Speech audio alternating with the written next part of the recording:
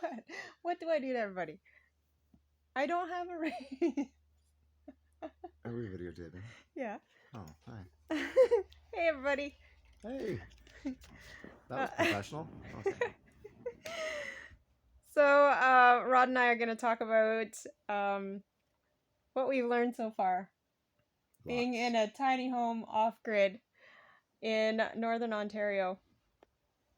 So, do you want me to start or do you want to start? It's really cold and dark here. No, it's not. No, it's not. It's not true. Definitely not true. I've been kept up almost every night by the moon. It is not dark. And I just went for a walk and it's -6 and it's not that cold, guys, even though it's -6 degrees Celsius. When people say it's a dry cold, it is a dry cold. Yep. But it doesn't go right through to your bones. So it's good. All right. Number one thing I think that Camera is right there. I seen it. Number one thing that I think that we have learned is how to conserve. So we work with 1,000 water tote right now currently, and we really have to be conscious of how we're using our water. So we fill a basin full of water and we use that throughout the day for our dishes. And then we shower a couple times a week instead of every day because we just can't do that. We don't have the solar power to be able to do that, and we'll talk about solar as well. And we have to shut off the water in between our shower, like in between the shampoo and conditioning. Right. Yeah.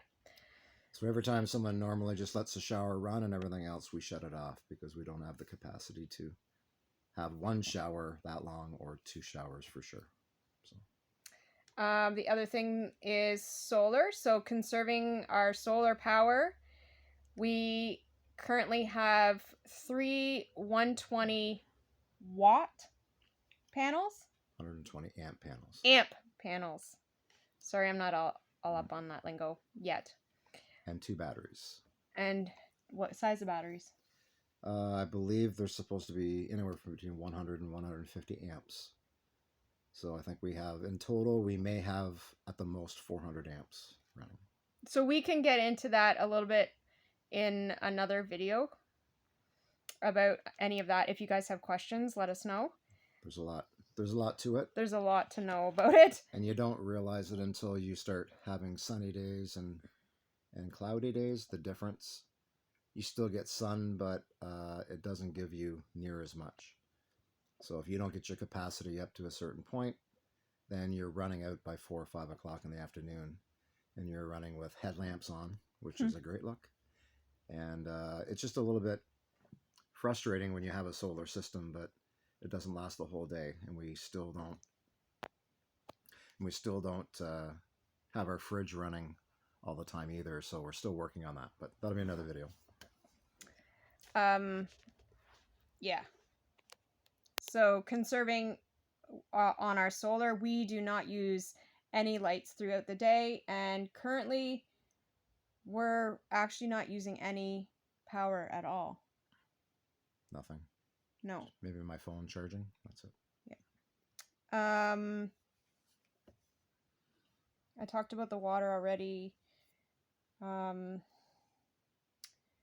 I think that's it for conservation.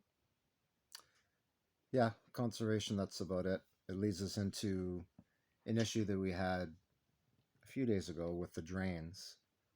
Because it's a tiny home and the drains are very close together, the kitchen and the sink, or the shower and the sink in the bathroom are very, very close together. So if you have problems with the one, you'll probably have problems with the whole system.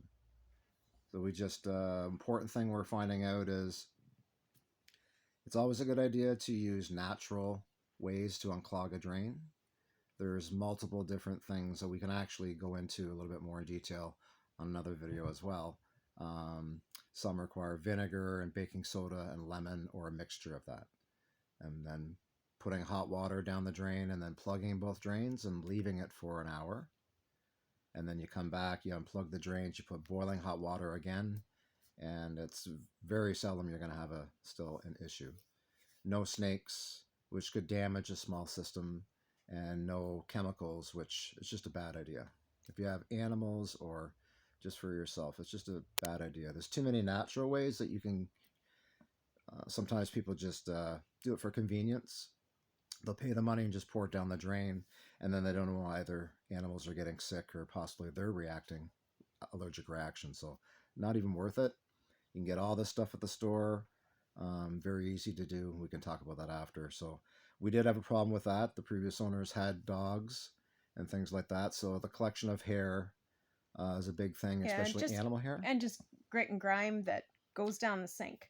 So that's another reason why we're using a basin is to, and then we pour the water outside so it doesn't go down the drain. So no coffee grinds, nothing that can mix in with hair and whatever else goes down there. So yeah, that's a big thing, making sure your water goes out and making sure your water comes in. We will be getting a well drilled in the next probably 3 weeks or so. So that'll be a separate specific video kind of telling about that and our experiences with that.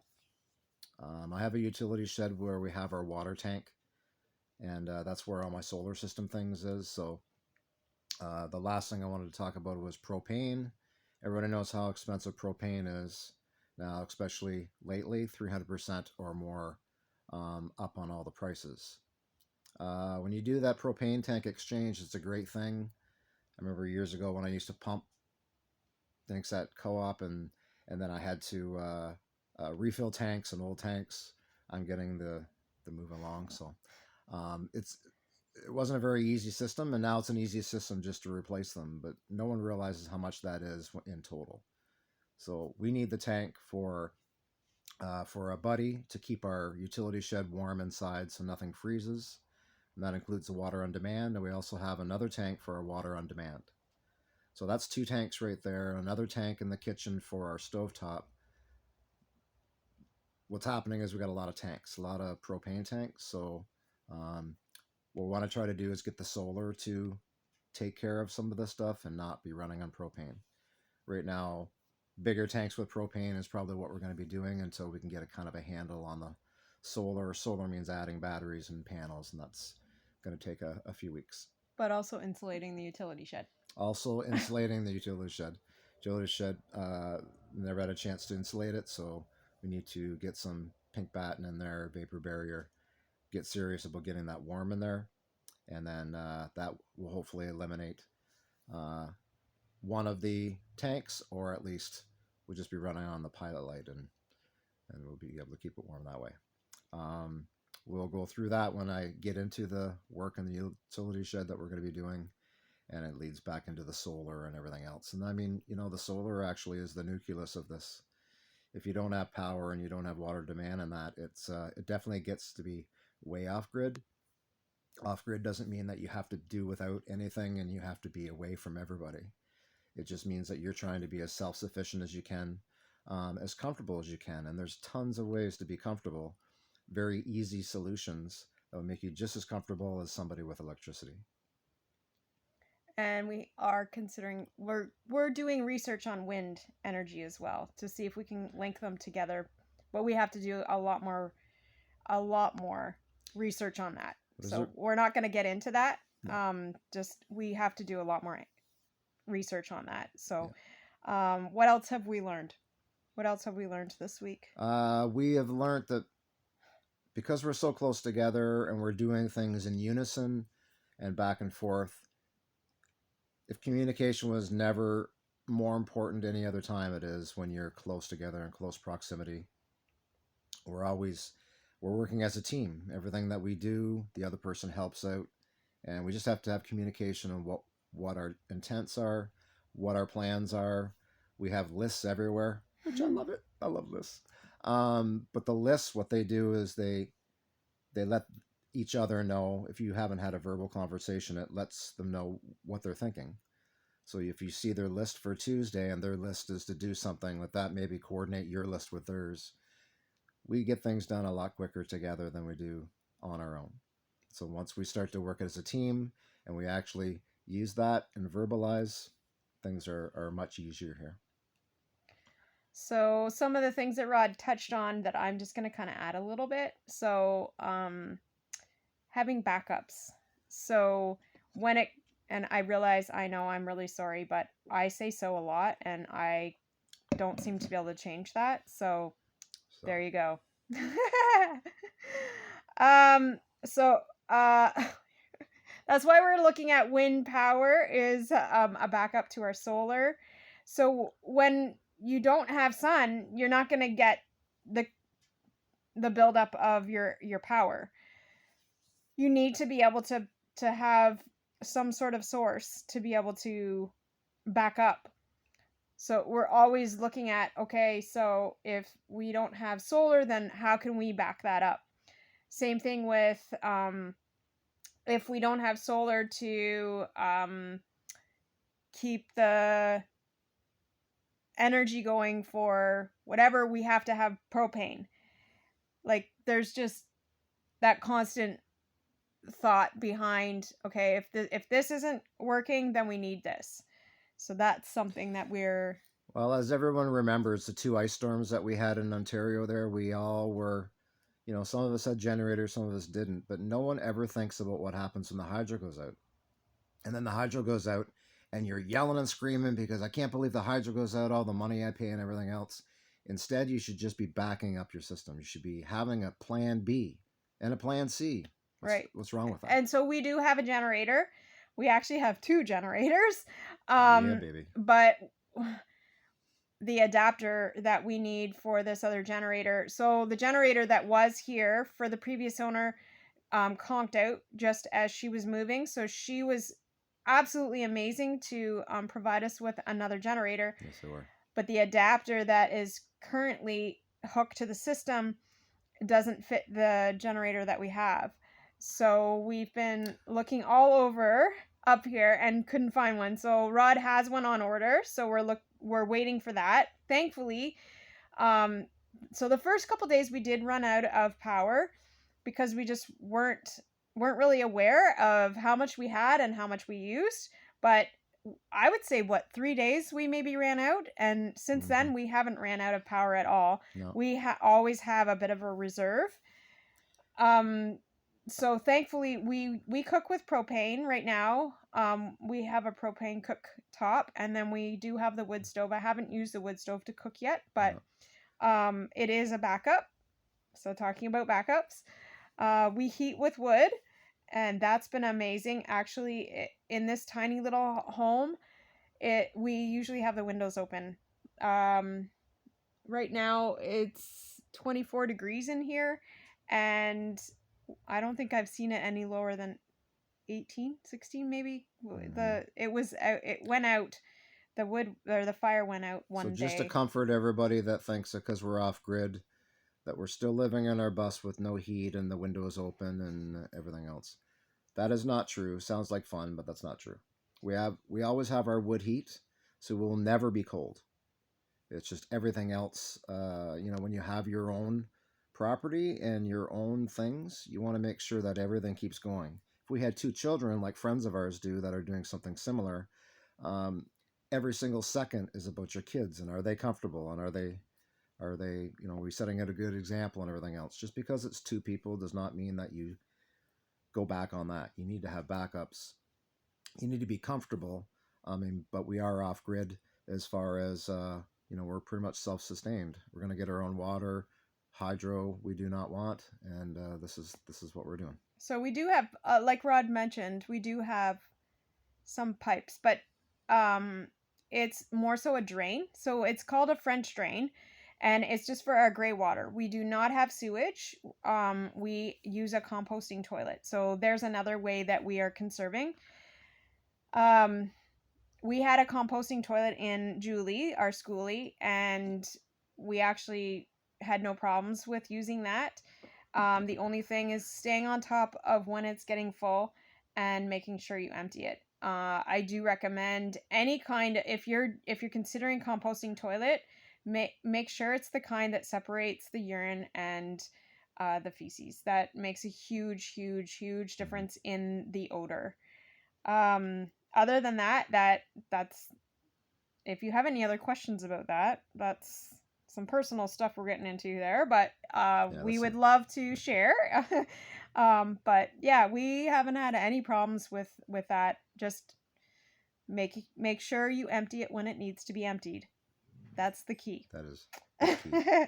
Especially the urine. And it's a difference between off grid and on grid, right? Yeah. People say, "Oh, you're not really off grid." Well, we kind of are. We're not using septic because using septic, you have to go through the health unit and then you're back online again, like you're on grid. So we're not using hydro, we're not using a septic system. Everything is natural, everything is good. We're getting our own well drilled. That's the kind of tone that we're trying to set, is that you can go off grid. And yes, we're still going to have high speed internet soon if we get that soon. And we've had a lot of people say, well, you're not really off grid. If you want to say that, that's fine. But we're about as far as off grid as we're going to do. We wouldn't be able to upload videos and do certain things without the internet. So we've chosen that as the one thing that we're going to have. I If you think oh, go ahead. if you ever come and visit, which everyone is going to be welcome, you'll see exactly what the off grid is. And we're close to a highway, the Trans Canada Highway. And we have a neighbor that's across the road. So it's not like we're totally off grid or on grid. We're kind of in the middle. Yeah. So, just to try and kind of wrap it up a bit so we don't have too much more here, um, we do want to get a thermometer for outside, but we have a thermometer for inside just to keep track of um, our temperature inside, but also we have one in the utility shed because we need to be very aware. So this number here is the utility shed, and this is here. It's going to be backwards, but this is inside, and this is in the utility See shed. that number as So, well. pardon? You can see it. Um, so obviously this is the utility shed because it's not insulated, but we have the little buddy propane heater in there. So we have to keep track of what it is in there and make sure that it doesn't go below freezing, because we do not want our hot water on demand to freeze, and we do not want our water to freeze, or any of our solar. So that's how we keep track of that. What else? Oh, fuel. So making sure that when we go into town, we do multiple things so that we don't have to be tramping back and forth and using fuel all the time. Um, so we make sure that we make a list of what we want done in. So we don't have laundry here, so we have to do laundry in town at the laundromat, and then we have to be able to utilize that time to do multiple other things, so we're not, like I said, going back and forth and using all the fuel. So the closest town um, is 10 minutes away, but there's not a lot there, so we usually go to a town that's 20 minutes away, that has quite a bit of well, that's where the closest laundromat is. And then Thunder Bay is about an hour away. So if we want to do a really good grocery shopping or any kind of shopping at all, that is kind of like worthwhile. So if we wanted to go to Value Village, or if we wanted to go to a restore or something like that, we have to go to Thunder Bay. So yeah. So making sure that everything's done as much as we can in one visit Right. to the town. And you have to remember, just knocked it over, that the sleepy town is sleepy, and because it says it's open from 8 until 4 does not mean it's open 8 till 4. If they're not busy, they close. If there's not good fishing going on, then they'll be open right till 4. If there's some good fishing or there's a deer on the property, they could be closed. And that's not a joke. But that puts a little bit of a wrench in your plans when you think that something is going to be open as much as your laundry. Possibly at some time we'll get our solar washer and dryer, but this capacity for the solar, again, another video, has to be pretty extreme. It's doable, but there's just certain ways that you have to find out what you can actually run on your system. You can you can do the counts and figuring out with the watts, the amps, but the bottom line is you have to suit it to your own needs. Each family is different, and you use things differently. So going right back to the title of this, conserve, conserve. That's the biggest thing that's getting us right now is conserving on solar, conserving on water. Everything is a conserve, and it's just until you can get into a groove, get your habits down better. And the last thing that I've learned is that I want a mudroom. There's so much sand here, and it just tracks in so easily. And then, especially with animals, in a tiny home, it gets everywhere. So that's the last thing that I have learned this week. So thanks for watching, guys, and do not forget, life is too short to not subscribe. Like and share. Please, please, please subscribe to our channel. Hit that notification bell. That makes a huge difference to us in the support, and we really, really appreciate it. So Absolutely. do not forget to take any adventure that you can. We'll get ExploreNet or some internet soon. We'll see you guys more regular.